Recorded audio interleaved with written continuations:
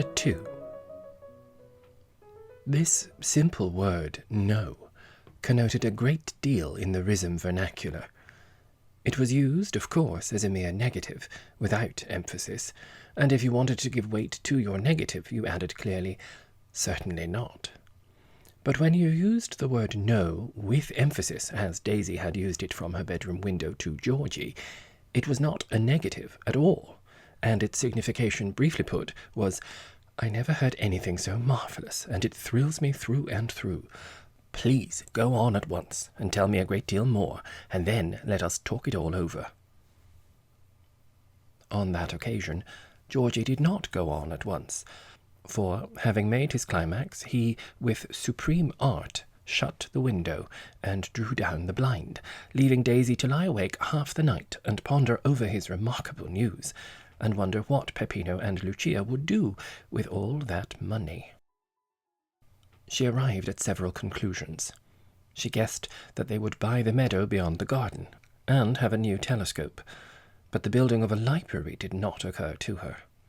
Before she went to sleep, an even more important problem presented itself, and she scribbled a note to Georgie to be taken across in the morning early, in which she wrote, "And did she say anything about the house?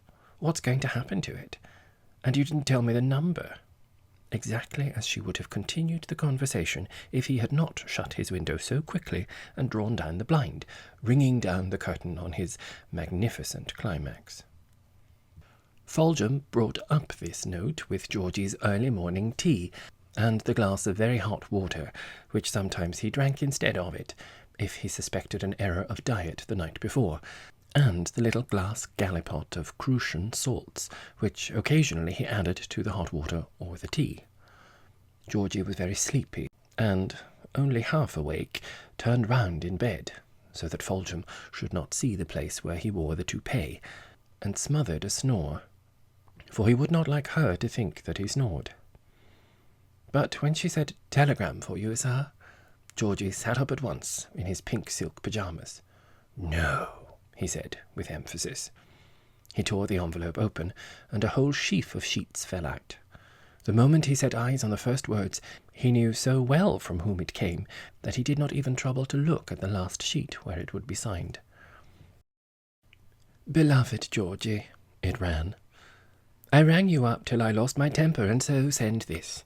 Most expensive, but terribly important.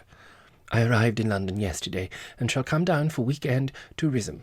Shall dine with you Saturday all alone to hear about everything. Come to lunch and dinner Sunday, and ask everybody to one or other, particularly Lucia. Am bringing cook, but order sufficient food for Sunday. Wonderful American and Australian tour, and I'm taking house in London for season. Shall motor down. Bless you, Olga." Georgie sprang out of bed, merely glancing through Daisy's pencilled note and throwing it away. There was nothing to be said to it in any case, since he had been told not to divulge the project with regard to the house in Brompton Square, and he didn't know the number.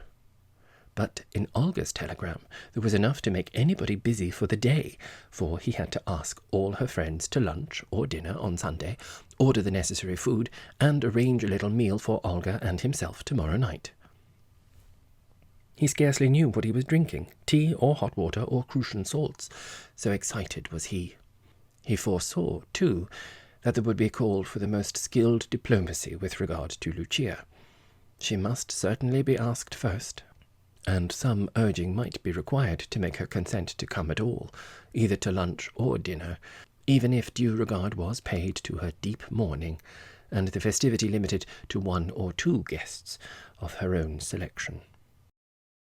Yet somehow Georgie felt that she would stretch a point and be persuaded, for everybody else would be going some time on Sunday to Olga's, and it would be tiresome for her to explain again and again in the days that followed that she had been asked and had not felt up to it.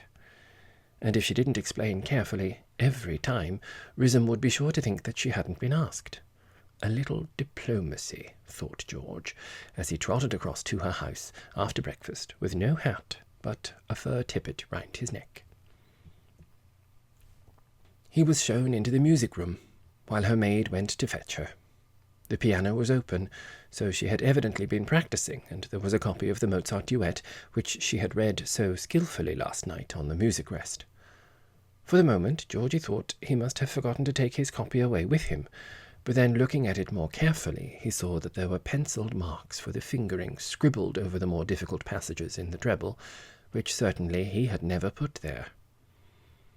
At the moment he saw Lucia through the window coming up the garden, he hastily took a chair far away from the piano and buried himself in the Times. They sat close together in front of the fire, and Georgie opened his errand. "I heard from Olga this morning," he said. "A great long telegram. She's coming down for the weekend." Lucia gave a wintry smile. She did not care for Olga's coming down. Rissam was quite silly about Olga. "That will be nice for you, Georgie," she said. "She sent you a special message," said he. "I am grateful for her sympathy," said Lucia. "She might perhaps have written direct to me, but I'm sure she was full of kind intentions. As she sent the message by you verbally, will you verbally thank her? I appreciate it." Even as she delivered these icy sentiments, Lucia got up rather hastily and passed behind him. Something white on the music rest of the piano had caught her eye. "Don't move, Georgie," she said. "Sit and warm yourself and light your cigarette. Anything else?" She walked up the room to the far end where the piano stood, and Georgie, though he was a little deaf, quite distinctly heard the rustle of paper. The most elementary rudiments of politeness forbade him to look around, but he knew exactly what was happening. Then there came a second rustle of paper, which he could not interpret. "Anything else, Georgie?" repeated Lucia, coming back to her chair. "Yes, but Olga's message wasn't quite that," he said. "She evidently hadn't heard of your bereavement." "Odd," said Lucia. "I should have thought perhaps that the death of Miss Amy Lucas. However, what was her message then?" "She wanted you very much. She said particularly Lucia to go to lunch or dine with her on Sunday. Peppino too, of course." "So kind of her, but naturally quite impossible," said Lucia. "Oh, but you mustn't say that," said Georgie. "She's down for just that day, and she wants to see all her old friends, particularly Lucia, you know. In fact, she asked me to get up 2 little parties for her at lunch and dinner, so of course I came to see you first, to know which you would prefer." Lucia shook her head. "A party?" she said. "How do you think I could?" "But it wouldn't be that sort of party," said Georgie. "Just a few of your friends. You and Peppino will have seen nobody tonight and all tomorrow. He will have told you everything by Sunday, and so bad to sit brooding." The moment Lucia had said it was quite impossible, she had been longing for Georgie to urge her, and had indeed been prepared to encourage him to urge her, if he didn't do so of his own accord. His last words had given her an admirable opening. "I wonder," she said. "Perhaps Peppino might feel inclined to go, if there really was no party. It doesn't do to brood. You are right. I mustn't let him brood. Selfish of me not to think of that. Who would there be, Georgie?" "That's really for you to settle," he said. "You?" she asked. "Yes," said Georgie, thinking it unnecessary to add that Olga was dining with him on Saturday, and that he would be at lunch and dinner on Sunday. "Yes, she asked me to come." "Well, then, what if you asked poor Daisy and her husband?" said Lucia. "It would be a treat for them. That would make 6. I think 6 would be enough. I will do my best to persuade Peppino." "Capital," said Georgie. "And would you prefer lunch or dinner?" Lucia sighed. "I think dinner," she said. "One feels more capable of making the necessary effort in the evening. But, of course, it is all conditional on Peppino's feeling." She glanced at the clock. "He will just be leaving Brompton Square," she said, "and then afterwards his lawyer is coming to lunch with him and have a talk. Such a lot of business to see to." Georgie suddenly remembered that he did not yet know the number of the house. "Indeed there must be," he said. Such a delightful square, but rather noisy, I should think, at the lower end. Yes, but deliciously quiet at the top end, said Lucia. A curve, you know, and a cul-de-sac. Number 25 is just before the beginning of the curve. And no houses at the back, just the peaceful old churchyard, though sad for Peppino to look out on this morning, and a footpath only up to Ennismore Gardens. My music room looks out at the back. Lucia rose. Well, Georgie, you will be very busy this morning, she said, getting all the guests for Sunday, and I mustn't keep you. But I should like to play you a morsel of Stravinsky, which I have been trying over. Terribly modern, of course, and it may sound hideous to you at first, and at best it's a mere little tinkle if you compare it with the Immortals. But there is something about it, and one mustn't condemn all modern work unheard. There was a time, no doubt, when even Beethoven's greatest sonatas were thought to be modern and revolutionary. She led the way to the piano, where on the music rest was the morsel of Stravinsky, which explained the second and hitherto unintelligible rustle. "Sit by me, Georgie," she said, "and turn over quick when I nod. Something like this." Lucia got through the first page beautifully, but then everything seemed to go wrong. Georgie had expected it all to be odd and aimless, but surely Stravinsky hadn't meant quite what Lucia was playing. Then he suddenly saw that the key had been changed, but in a very inconspicuous manner, right in the middle of a bar, and Lucia had not observed this. She went on playing, with amazing agility, nodded at the end of the second page, and then luckily the piece changed back again into its original clef. Would it be wise to tell her? He thought not. Next time she tried it, or the time after, she would very likely notice the change of key. A brilliant roulade, consisting of chromatic scales in contrary directions, brought this firework to an end, and Lucia gave a little shiver. "I must work at it," she said, "before I can judge of it." Her fingers strayed about the piano, and she paused. Then, with the wistful expression Georgie knew so well, she played the first movement of the Moonlight Sonata. Georgie set his face also into the Beethoven expression, and at the end gave the usual little sigh. "Divine," he said. "You never played it better. Thank you, Lucia." She rose. "You must thank immortal Beethoven," she said. Georgie's head buzzed with inductive reasoning as he hurried about on his vicariously hospitable errands. Lucia had certainly determined to make a second home in London, for she had distinctly said "my music room" when she referred to the house in Brompton Square. Also, it was easy to see the significance of her deigning to touch Stravinsky with even the tip of one finger. She was visualizing herself in the modern world. She was going to be up to date. The music room in Brompton Square was not only to echo with the first movement of the Moonlight. It's too thrilling," said Georgie, as, warmed with this mental activity, he quite forgot to put on his fur tippet. His first visit, of course, was to Daisy Quantock, but he meant to stay no longer than just to secure her and her husband for dinner on Sunday with Olga, and tell her the number of the house in Brompton Square. He found that she had dug a large trench round her mulberry tree, and was busy pruning the roots with the wood-axe by the light of nature. In fact, she had cut off all their ends, and there was a great pile of chunks of mulberry root to be transferred in the wheelbarrow, now empty of manure, to the woodshed. 25, that's easy to remember, she said. And are they going to sell it? Nothing settled, said Georgie. My dear, you're being rather drastic, aren't you? Won't it die? Not a bit, said Daisy. It'll bear twice as many mulberries as before. Last year there was one. You should always prune the roots of a fruit tree that doesn't bear. And the pearls? No news, said Georgie, except that they come in a portrait of the aunt by Sargent. No, by Sargent? Asked Daisy. Yes, and Queen Anne furniture and Chinese Chippendale chairs, said Georgie. And how many bedrooms? Asked Daisy, wiping her axe on the grass. 5 spare, so I suppose that means 7, said Georgie, and one with a sitting room and bathroom attached, and a beautiful music room. Georgie, she means to live there, said Daisy, whether she told you or not. You don't count the bedrooms like that in a house you're going to sell. It isn't done. Nothing settled, I tell you, said Georgie. So you'll dine with Olga on Sunday.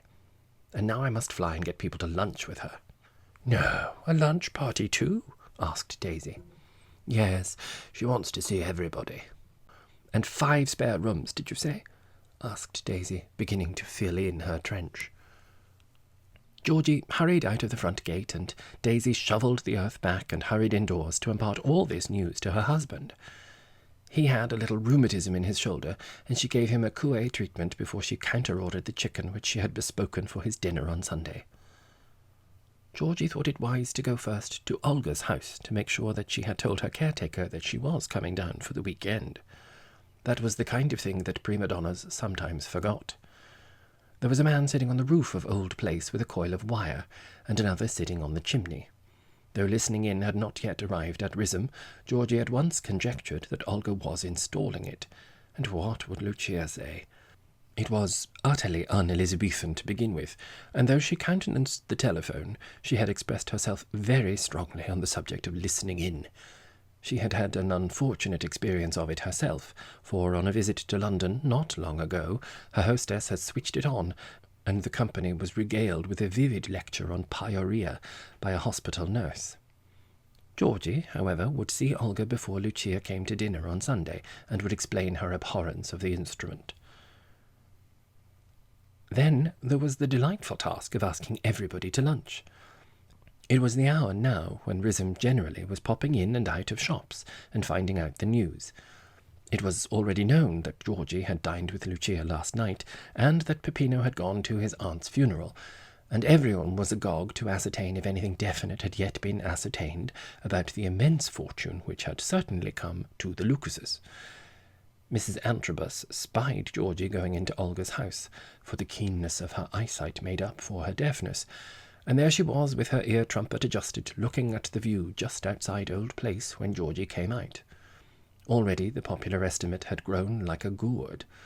"250,000, I'm told, Mr. Georgie," said she, "and a house in Grosvenor Square, eh?" Before Georgie could reply, Mrs. Antrobus' 2 daughters, Piggy and Goosey, came bounding up hand in hand. Piggy and Goosey never walked like other people. They skipped and gambolled to show how girlish an age is 34 and 35. "Oh, stop, Mr. Georgie," said Piggy. "Let us all hear. And are the pearls worth the Queen's ransom?" "Silly thing," said Goosey. "I don't believe in the pearls." "Well, I don't believe in Grosvenor Square," said Goosey, "so silly yourself." When this ebullition of high spirits had subsided, and Piggy had slapped Goosey on the back of her hands, they both said "hush" simultaneously. "Well, I can't say about the pearls," said Georgie. "Eh? What can't you say?" said Mrs. Antrobus. "About the pearls," said Georgie, addressing himself to the end of Mrs. Antrobus' trumpet. It was like the trunk of a very short elephant, and she waved it about as if asking for a bun. "About the pearls, mamma," screamed Goosey and Piggy together. "Don't interrupt, Mr. Georgie." "And the house isn't in Grosvenor Square, but in Brompton Square," said Georgie. "But that's quite in the slums," said Mrs. Antrobus. "I am disappointed." "Not at all. A charming neighbourhood," said Georgie. This was not at all what he had been looking forward to. He had expected cries of envious surprise at his news. "As for the fortune, about 3,000 a year." "Is that all?" said Piggy, with an air of deep disgust. "A mere pittance to millionaires like Piggy," said Goosey, and they slapped each other again. "Any more news?" asked Mrs. Antrobus. "Yes," said Georgie. "Olga Bracely is coming down tomorrow." "No," said all the ladies together. "And her husband?" asked Piggy. "No," said Georgie, without emphasis. "At least, she didn't say so. But she wants all her friends to come to lunch on Sunday, so you'll all come, will you? She told me to ask everybody." "Yes," said Piggy. "Oh, how lovely. I adore Olga. Will you let me sit next her?" "Eh?" said Mrs. Antrobus. "Lunch on Sunday, mamma, with Olga Bracely," screamed Goosey. "But she's not here," said Mrs. Antrobus. "No, but she's coming, mamma," shouted Piggy. "Come along, Goosey, there's Boucher. We will tell her about poor Mrs. Lucas." Mrs. Boucher's bath chair was stationed opposite the butcher's, where her husband was ordering the joint for Sunday. Piggy and Goosey had poured the tale of Lucia's comparative poverty into her ear before Georgie got to her.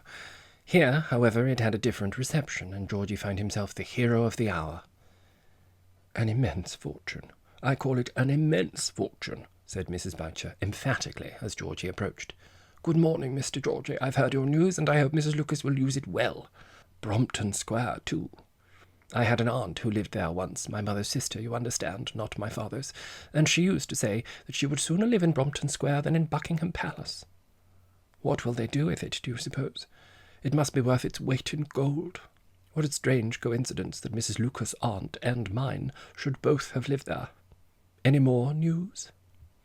"Yes," said Georgie. "Olga is coming down tomorrow." "Well, that's a bit of news," said Mrs. Boucher, as her husband came out of the butcher's shop. "Jacob, Olga's coming down tomorrow, so Mr. Georgie says. That'll make you happy. You're madly in love with Olga, Jacob, so don't deny it. You're an old flirt, Jacob, that's what you are. I shan't get much of your attention till Olga goes away again. I should be ashamed at your age, I should. And young enough to be your daughter, or mine either. And 3,000 a year, Mr. Georgie says. I call it an immense fortune. That's Mrs. Lucas, you know. I thought perhaps 2. I'm astounded. Why, when old Mrs. Toppington, not the wife of the young Mr. Toppington who married the niece of the man who invented laughing gas, but of his father, or perhaps his uncle, I can't be quite sure which, but when old Mr. Toppington died, he left his son or nephew, whichever it was, a sum that brought him in just about that, and he was considered a very rich man. He had the house just beyond the church at Scrooby Wyndham, where my father was rector, and he built the new wing with the billiard-room. Georgie knew he would never get through his morning's work if he listened to everything that Mrs. Boucher had to say about young Mr. Toppington, and broke in. "And she wants you and the Colonel to lunch with her on Sunday," he said. "She told me to ask all her old friends." "Well, I do call that kind," said Mrs. Boucher, "and of course we'll go. Jacob, the joint. We shan't want the joint. I was going to give you a veal cutlet in the evening, so what's the good of a joint? Just a bit of steak for the servants, a nice piece. Well, that will be a treat, to lunch with our dear Olga. Quite a party, I dare say." Mrs. Quantock's chicken, already countermanded, came in nicely for Georgie's dinner for Olga on Saturday, and by the time all his errands were done, the morning was gone, without any practice at his piano, or work in his garden, or a single stitch at his new piece of embroidery. Fresh amazements awaited him when he made his fatigued return to his house, for Foljam told him that Lucia had sent her maid to borrow his manual on auction bridge. He was too tired to puzzle over that now, but it was strange that Lucia, who despised any form of cards as only fit for those who had not the intelligence to talk or to listen, should have done that. Cards came next to crossword puzzles in Lucia's index of inanities. What did it mean? Neither Lucia nor Peppino were seen in public at all till Sunday morning, though Daisy Quantock had caught sight of Peppino on his arrival on Friday afternoon, walking bowed with grief and with a faltering gait through the little paved garden in front of the house to his door. Lucia opened it for him, and they both shook their heads sadly and passed inside. But it was believed that they never came out the whole of Saturday, and their first appearance was at church on Sunday, though, indeed, Lucia could hardly be said to have appeared, so impenetrable was her black veil. But that, so to speak, was the end of all mourning. Besides, everybody knew she was dining with Olga that night, and at the end of the service she put up her veil, and held a sort of little reception standing in the porch, and shaking hands with all her friends as they went out. It was generally felt that this signified her re-entry into Rizzum life. Hardly less conspicuous a figure was Georgie. Though Robert had been so sarcastic about his Oxford trousers, he had made up his mind to get it over, and after church he walked twice round the green, quite slowly, and talked to everybody, standing a little away, so that they should get a complete view. The odious Piggy, it is true, burst into a squeal of laughter, and cried, "Oh, Mr. Georgie, I see you've gone into long frocks," and her mother put up her ear-trumpet as she approached, as if to give a greater keenness to her general perceptions. But apart from the jarring incident of Piggy, Georgie was pleased with his trousers' reception. They were beautifully cut, too, and fell in charming lines, and the sensation they created was quite a respectful one. But it had been an anxious morning, and he was pleased when it was over. And such a talk he had had with Olga last night, when she dined alone with him, and sat so long with her elbows on the table that Foljambe looked in 3 times in order to clear away. Her own adventures, she said, didn't matter. She could tell Georgie about the American tour and the Australian tour and the coming season in London any time at leisure. What she had to know about with the utmost detail was exactly everything that had happened at Rissam since she had left it a year ago. "Good heavens," she said, "to think that I once thought it was a quiet backwatery place where I could rest and do nothing but study. But it's a whirl. There's always something wildly exciting going on. Oh, what fools people are not to take an interest in what they call little things. Now, go on about Lucia. It's his aunt, isn't it? And mad." "Yes, and Peppino's been left her house in Brompton Square," began Georgie. "No, that's where I've taken a house for the season. What number?" 25, said Georgie. 25, said Olga. "Why, that's just where the curve begins, and a big music room built out at the back," said Georgie. "I'm almost exactly opposite, but mine's a small one, just room for my husband and me, and 1 spare room. Go on, quickly." "And about 3,000 a year, and some pearls," said Georgie. "And the house is full of beautiful furniture." "And will they sell it?" "Nothing settled," said Georgie. "That means you think they won't. Do you think that they'll settle altogether in London?" "No, I don't think that," said Georgie, very carefully. "You are tactful. Lucia has told you all about it, but has also said firmly that nothing's settled, so I won't pump you. And I met Colonel Boucher on my way here. Why only 1 bulldog?" "Because the other always growled so frightfully at Mrs. Boucher. He gave it away to his brother." "And Daisy Crantock? Is it still spiritualism?" "No, that's over, though I rather think it's coming back. After that it was sour milk, and now it's raw vegetables. You'll see tomorrow at dinner. She brings them in a paper bag, carrots and turnips and celery. Raw.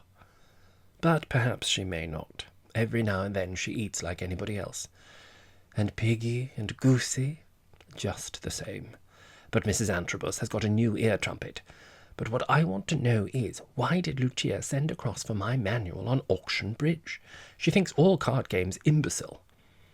"Oh, Georgie, that's easy," said Olga. "Why, of course, Brompton Square, though nothing's settled. Parties, you know, when she wants people who like to play bridge." Georgie became deeply thoughtful. "It might be that," he said, "but it would be tremendously thorough. How else can you account for it? By the way, I've had a listening in put up at Old Place." "I know. I saw them at it yesterday. But don't turn it on tomorrow night. Lucia hates it. She only heard it once, and that time it was a lecture on pyorrhea. Now, tell me about yourself. And shall we go into the drawing-room? Foljambe's getting restless." Olga allowed herself to be weaned from subjects so much more entrancing to her, and told him of the huge success of the American tour, and spoke of the 8-week season which was to begin at Covent Garden in the middle of May. But it all led back to Rissam. "I'm singing twice a week," she said.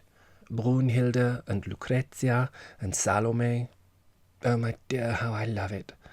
But I shall come down here every single weekend. To go back to Lucia. Do you suppose she'll settle in London for the season? I believe that's the idea.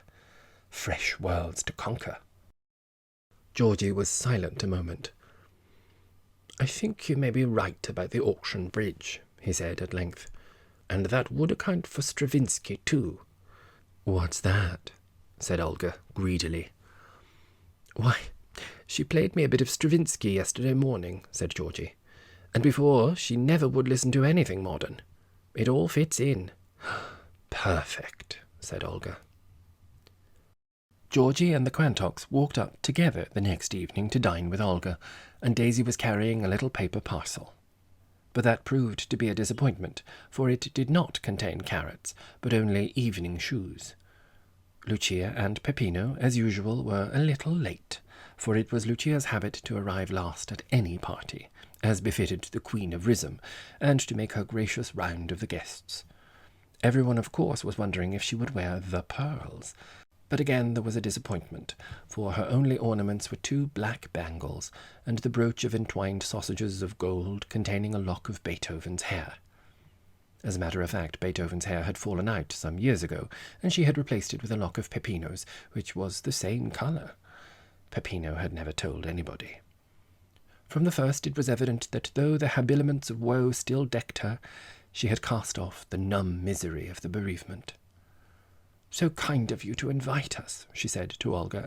"And so good," she added in a whisper, "for my dear Peppino. I've been telling him he must face the world again and not mope.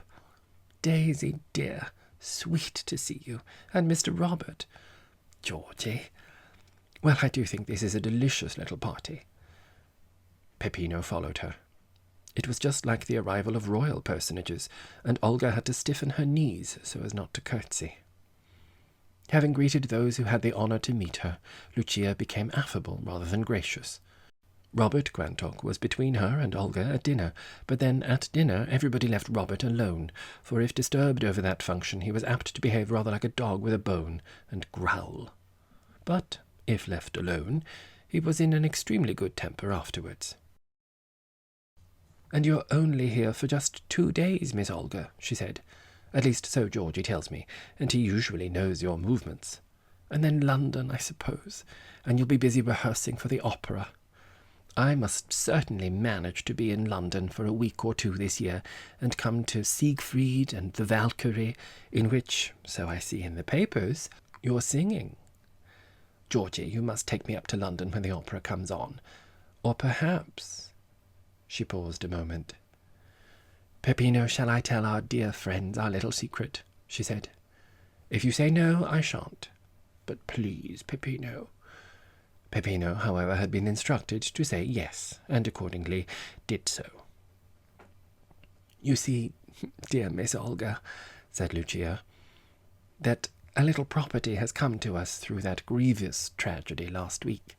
The house has been left to Peppino in Brompton Square, all furnished, and with a beautiful music-room. So we're thinking, as there is no immediate hurry about selling it, of spending a few weeks there this season, very quietly, of course, but still perhaps entertaining a few friends. Then we shall have time to look about us, and as the house is there, why not use it in the interval? We shall go there at the end of the month." This little speech had been carefully prepared, for Lucia felt that if she announced the full extent of their plan, Rhythm would suffer a terrible blow. It must be broken to Rhythm by degrees. Rhythm must first be told that they were to be up in town for a week or 2, pending the sale of the house. Subsequently, Rhythm would hear that they were not going to sell the house. She looked round to see how this section of Rhythm took it. A chorus of the emphatic "No!" burst from Georgie, Mrs. Quantock, and Olga, who, of course, had fully discussed this disclosure already. Even Robert, very busy with his dinner, said "No," and went on gobbling. "So sweet of you all to say no," said Lucia, who knew perfectly well that the emphatic interjection meant only surprise and the desire to hear more, not the denial that such a thing was possible. "But there it is. Peppino and I have talked it over, non è vero, carissimo, and we feel that there is a sort of a call to us to go to London. Dearest Aunt Amy, you know, and all her beautiful furniture. She never would have a stick of it sold, and that seems to point to the fact that she expected Peppino and me not to wholly desert the dear old family home. Aunt Amy was born there 83 years ago." "My dear, how it takes one back," said Georgie. "Doesn't it?" said Olga. Lucia had now, so to speak, developed her full horsepower. Peppino's presence stoked her. Robert was stoking himself and might be disregarded, while Olga and Georgie were hanging on her words.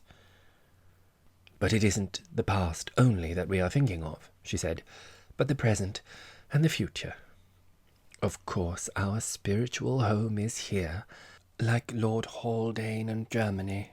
And oh, how much we have learned at Rhythm, its lovely seriousness and its gaiety, its culture, its absorption in all that is worthy in art and literature, its old customs, its simplicity." "Yes," said Olga. She had meant long ago to tell Lucia that she had taken a house in Brompton Square exactly opposite Lucia's, but who could interrupt the splendour that was pouring out on them? Lucia fumbled for a moment at the brooch containing Beethoven's hair. She had a feeling that the pin had come undone. "Dear Miss Olga," she said, "how good of you to take an interest, you with your great mission of melody in the world, in our little affairs. I am encouraged. Well, Peppino and I feel, don't we, sposo mio, that now that this opportunity has come to us of perhaps having a little salon in London, we ought to take it. There are modern movements in the world we really know nothing about. We want to educate ourselves. We want to know what the cosmopolitan mind is thinking about. Of course we are old, but it is never too late to learn. How we shall treasure all we are lucky enough to glean and bring it back to our dear Rhythm." There was a slight and muffled thud on the ground, and Lucia's fingers went back where the brooch should have been. "Georgino, my brooch, the Beethoven brooch," she said. "It has fallen." Georgie stooped rather stiffly to pick it up. That work with the garden roller had found out his lumbar muscles. Olga rose. "Too thrilling, Mrs. Lucas," she said. "You must tell me much more. Shall we go? And how lovely for me. I have just taken a house in Brompton Square for the season." "No," said Lucia. "Which?" "Oh, one of the little ones," said Olga. "Just opposite yours, 42A. "Such dear little houses," said Lucia. "I have a music room. Always yours to practice in." "Capital good dinner," said Robert, who had not spoken for a long time. Lucia put an arm round Daisy Quantock's ample waist, and thus tactfully avoided the question of precedence. Daisy, of course, was far, far the elder, but then Lucia was Lucia. "Delicious indeed," she said. "Georgie, bring the Beethoven with you." "And don't be long," said Olga. Georgie had no use for the society of his own sex unless they were young, which made him feel young too, or much older than himself, which had the same result. But Peppino had an unpleasant habit of saying to him, "when we come to our age," which was an unreasonable assumption of juvenility, and Robert of sipping port with the sound of many waters for an indefinite period. So when Georgie had let Robert have 2 good glasses, he broke up this symposium and trundled them away to the drawing-room, only pausing to snatch up his embroidery tambour, on which he was working at what had been originally intended for a bedspread, but was getting so lovely that he now thought of putting it, when finished, on the top of his piano. He noticed that Lucia had brought a portfolio of music, and peeping inside, saw the morsel of Stravinsky. And then, as he came within range of the conversation of the ladies, he nearly fell down from sheer shock. "Oh, but I adore it," Lucia was saying. "One of the most marvellous inventions of modern times. Were we not saying so last night, Peppino? And Miss Olga is telling me that everyone in London has a listening-in apparatus. Pray turn it on, Miss Olga. It will be a treat to hear it. Ah, the Beethoven brooch. Thank you, Georgie. Mille grazie." Olga turned a handle or a screw or something, and there was a short pause. The next item presumably had already been announced. And then, wonder of wonders, there came from the trumpet the first bars of the Moonlight Sonata. Now, the Moonlight Sonata, especially the first movement of it, had an almost sacred significance in Rhythm. It was Lucia's tune, much as God Save the King is the King's tune. Whatever musical entertainment had been going on, it was certain that if Lucia was present, she would sooner or later be easily induced to play the first movement of the Moonlight Sonata. Astonished as everybody already was at her not only countenancing, but even allowing this mechanism, so lately abhorred by her, to be set to work at all, it was infinitely more amazing that she should permit it to play her tune. But there she was, composing her face to her well-known Beethoven expression, leaning a little forward, with her chin on her hand, and her eyes wearing the faraway look from which the last chord would recall her. At the end of the first movement, everybody gave the little sigh which was its due, and the wistful sadness faded from their faces. And Lucia, with a gesture, hushing all attempt at comment or applause, gave a gay little smile to show she knew what was coming next. The smile broadened as the scherzo began, into a little ripple of laughter. The hand which had supported her chin once more sought the Beethoven brooch, and she sat, eager and joyful and alert, sometimes just shaking her head in wordless criticism, and once saying tut-tut, when the clarity of a run did not come up to her standard, till the sonata was finished. "A treat," she said at the end, "really most enjoyable. That dear old tune. I thought the first movement was a little hurried. Cortot, I remember, took it a little more slowly and a little more legato, but it was very creditably played." Olga, at the machine, was out of sight of Lucia, and during the performance Georgie noticed that she had glanced at the Sunday paper. And now, when Lucia referred to Cortot, she hurriedly chucked it into a window seat and changed the subject. "I ought to have stopped it," she said, "because we needn't go to the wireless to hear that. Do show us what you mean, Mrs. Lucas, about the first movement." Lucia glided to the piano. "Just a bar or two, shall I?" she said. Everybody gave a sympathetic murmur, and they had the first movement over again. "Only just my impression of how Cortot plays it," she said. "It coincides with my own view of it." "Don't move," said Olga, and everybody murmured, "Don't," or "Please." Robert said "please" long after the others, because he was drowsy. But he wanted more music, because he wished to doze a little and not to talk. "How you all work me," said Lucia, running her hands up and down the piano with a butterfly touch. "London will be quite a rest after Rhythm. Peppino mio, my portfolio on the top of my cloak, would you?" Peppino insisted on my bringing some music. He would not let me start without it. This was a piece of picturesqueness during Peppino's absence. It would have been more accurate to say that he was sent back for it, but less picturesque. "Thank you, carissimo. A little morsel of Stravinsky. Miss Olga, I am sure, knows it by heart, and I am terrified. Georgie, would you turn over?" The morsel of Stravinsky had improved immensely since Friday.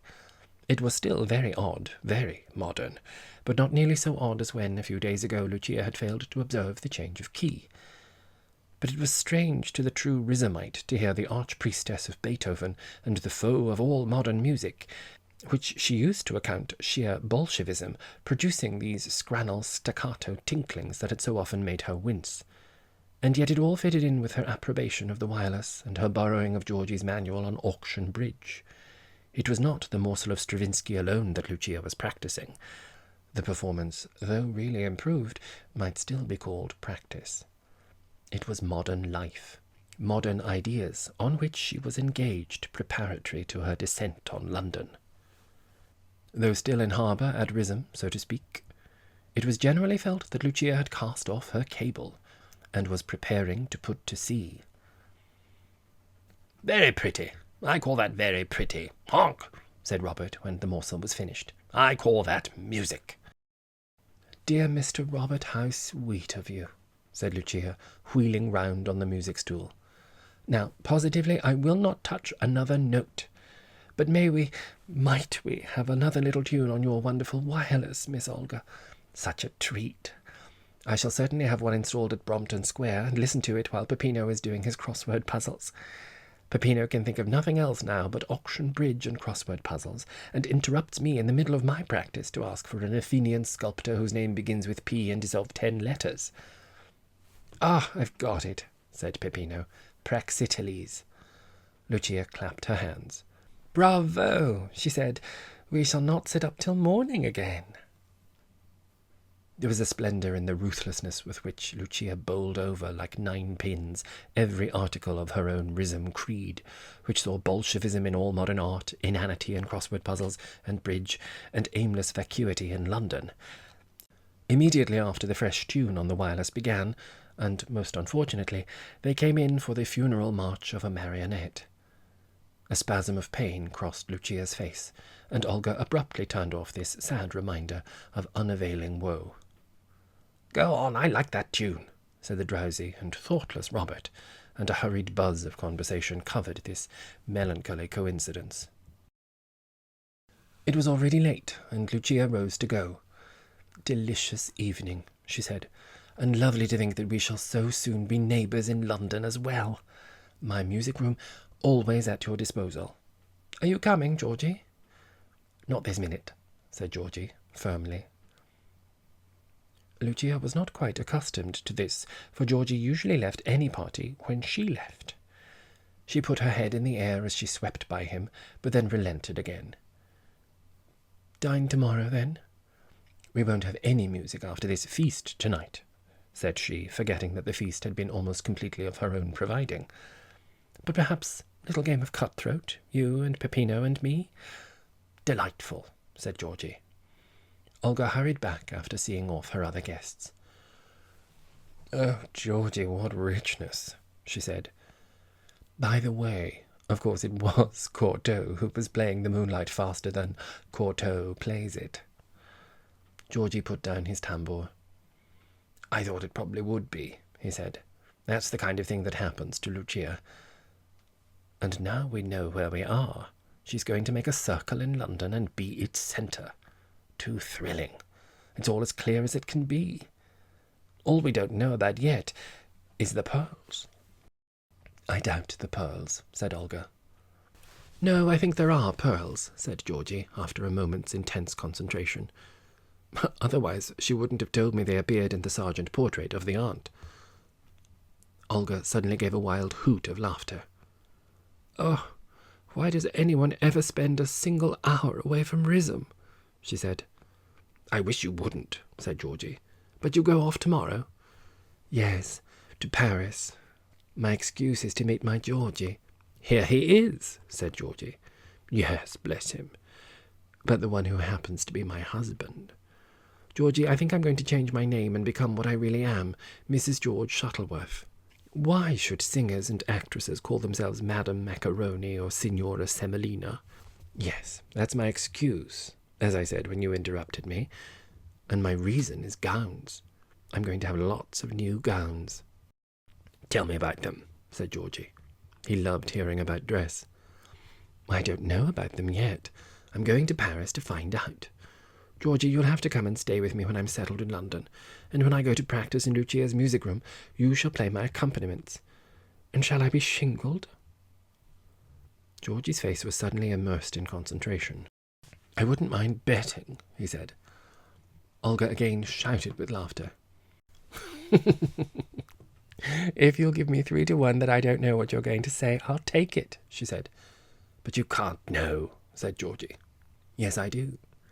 You wouldn't mind betting that Lucia will be shingled." "Well, you are quick," said Georgie admiringly. It was known, of course, next morning that Lucia and Peppino were intending to spend a few weeks in London before selling the house, and who knew what that was going to mean? Already it was time to begin rehearsing for the next May Day revels, and Foljam, that paragon of all parlour-maids, had been overhauling Georgie's jerkin and hose and dainty little hunting boots with turned-down flaps in order to be ready. But when Georgie, dining at the Hurst next evening, said something about May Day revels, Lucia, of course, would be queen again, as they played cutthroat, with the manual on auction bridge handy for the settlement of such small disputes as might arise over the value of the different suits. She only said, "Those dear old customs, so quaint. And 50 to me above, Peppino, or is it 100? I will turn it up while you deal, Georgie." This complete apathy of Lucia to May Day revels indicated one of two things: that either mourning would prevent her being queen, or absence. in consequence of which Georgie had his jerkin folded up again and put away, for he was determined that nobody except Lucia should drive him out to partake in such a day of purgatory as had been his last year. Still, there was nothing conclusive about that. It might be morning. But evidence accumulated that Lucia meant to make a pretty solid stay in London, for she certainly had some cards printed at Ye Sign of Ye Daffodil on the village green, where Peppino's poems were on sale, with the inscription, Mr. and Mrs. Philip Lucas request the pleasure of the company of at on 25 Brompton Square, RSVP. Daisy Quantock had found that out, for she saw the engraved copper plate lying on the counter, and, while the shopman's back was turned, had very cleverly read it, though it was printed the wrong way round, and was very confusing. Still, she managed to do so, and the purport was plain enough, that Lucia contemplated formally asking somebody to something some time at 25 Brompton Square. And would she, demanded Daisy, with bitter irony, have had cards printed like that, if they were only meaning to go up for a week or two? And if that was not enough, Georgie saw a postcard on Lucia's writing table with From Mrs. Philip Lucas, 25 Brompton Square, SW3, plainly printed on the top. It was getting very clear then, and during this week Rhizome naturally thought of nothing else, that Lucia designed a longer residence in the garish metropolis than she had admitted. Since she chose to give no information on the subject, mere pride and scorn of vulgar curiosity forbade anyone to ask her, though, of course, it was quite proper, indeed a matter of duty, to probe the matter to the bottom by every other means in your power, and as these bits of evidence pieced themselves together, Rhizome began to take a very gloomy view of Lucia's real nature. On the whole, it was felt that Mrs. Boucher, when she paused in her bath-chair as it was being wheeled round the green, nodding her head very emphatically and bawling into Mrs. Antrobus's ear-trumpet, reflected public opinion. "She's deserting Rhizome and all her friends," said Mrs. Boucher. "That's what she's doing. She means to cut a dash in London, and lead London by the nose. There'll be fashionable parties, you'll see. There'll be paragraphs. And then when the season's over she'll come back and swagger about them. For my part, I shall take no interest in them. Perhaps she'll bring down some of her smart friends for a Saturday till Monday. There'll be dukes and duchesses at the Hurst. That's what she's meaning to do, I tell you, and I don't care who hears it." That was lucky, as anyone within the radius of a quarter of a mile could have heard it. "Well, never mind, my dear," said Colonel Boucher, who was pushing his wife's chair. "Mind? I should hope not, Jacob," said Mrs. Boucher. "And now let us go home, or we'll be late for lunch, and that would never do, for I expect the Prince of Wales and the Lord Chancellor, and we'll play bridge and crossword puzzles all afternoon." Such fury and withering sarcasm, though possibly excessive, had, it was felt, a certain justification, for had not Lucia for years given little indulgent smiles when anyone referred to the cheap delights and restless apish chatterings of London? She had always come back from her visits to that truly provincial place which thought itself a centre, wearied with its false and foolish activity, its veneer of culture, its pseudo-Athenian rage for any new thing. They were all busy enough at Rhizome, but busy over worthy subjects, over Beethoven and Shakespeare, over high thinking, over study of the true masterpieces.